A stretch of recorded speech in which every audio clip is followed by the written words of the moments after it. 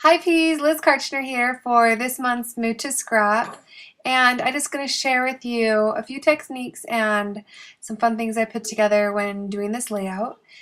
I had fun with circles and bright colors and a few different techniques that I'll share with you.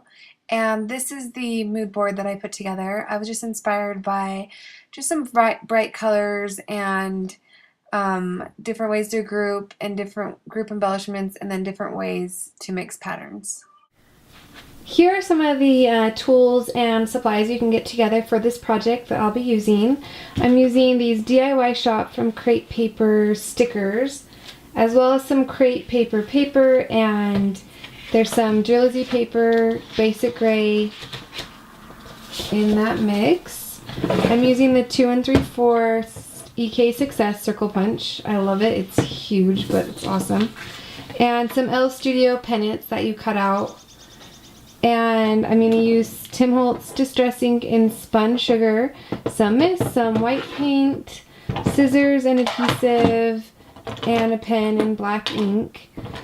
I'm going to be using a water brush, or you can just use any brush that you have on hand, and a 1/4 inch thick washi tape, my Dearly phrase stamp, X-Acto knife, and a sponge, and some wood veneers from Studio Calico.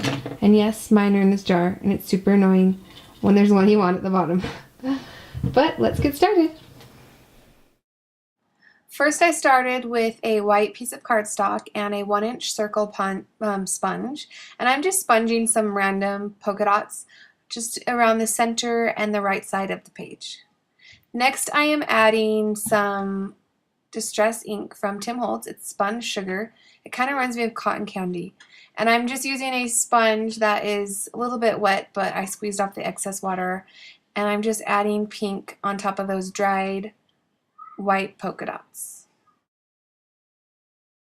Next, I have some white acrylic paint, and I'm adding some yellow Mr. Huey. And I wanted the color of Mr. Huey, but I wanted it a little bit thicker. So that's why I am adding it to white paint.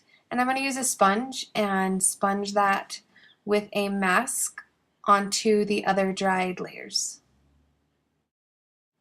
And you can just blot that on, and I just did a couple rows with the yellow. And then I am using a memory marker pen from American Crafts, and I'm going to draw in some of those triangles after they dried. And then I'm also going to do some of the triangles that aren't yellow, so outside of the area that I painted, as you can see here.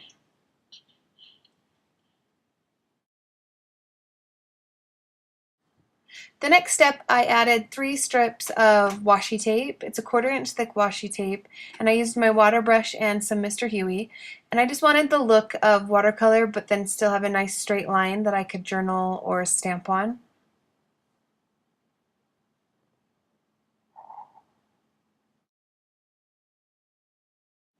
Once those yellow stripes dry, I just added some handwriting and some stamping with my Dearly phrase stamp.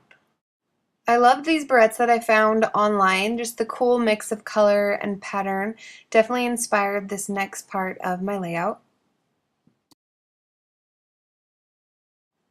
So I gathered pattern paper that had the same sort of feel, and I cut them into strips and made paper flag banners, and then I sewed them down the middle so they kind of had a cool dimension and just were a fun addition to the page.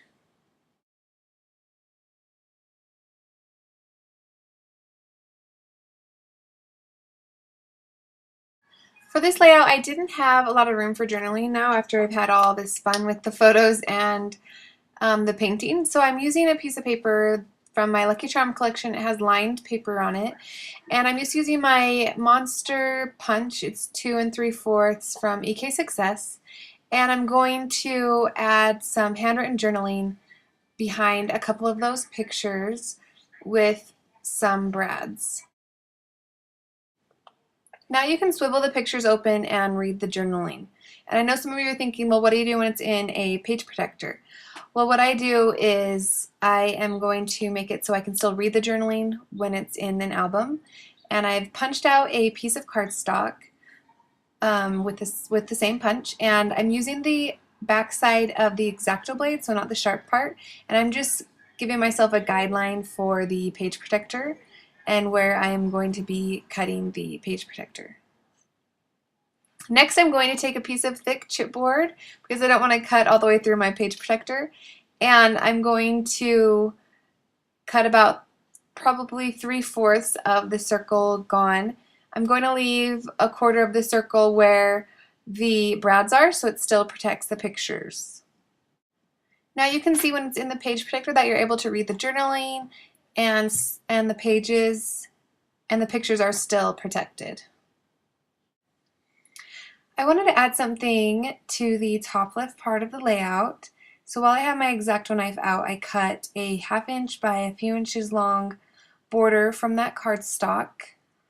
And I'm just kind of experimenting, just having fun, seeing how this will look. But I'm using the scraps left over from the little paper banners that I made earlier. And I think that'll just be a cool way to tie in those papers again.